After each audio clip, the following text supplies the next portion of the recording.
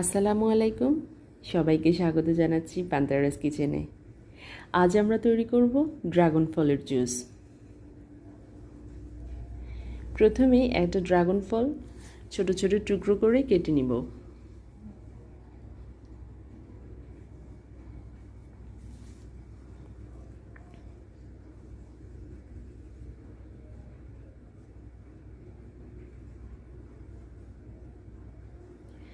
আমি এমন ছোট ছোট টুকরো করে কেটে নিয়েছি প্রায় 1.5 কাপ মতো ড্রাগন ফল।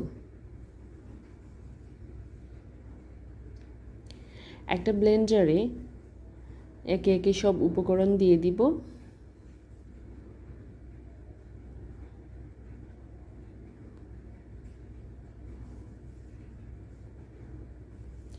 এক কাপ পানি দিয়ে দিচ্ছি। আমি এখানে ফ্রিজের ঠান্ডা পানি দিয়েছি, আপনারা নর্মাল পানি দিলে চাইলে আইস কিউব দিতে পারেন, নাও দিতে পারেন। 1 টেবিল চামচ লেবুর রস দিয়েছি আর চিনি দিচ্ছি স্বাদ মতো।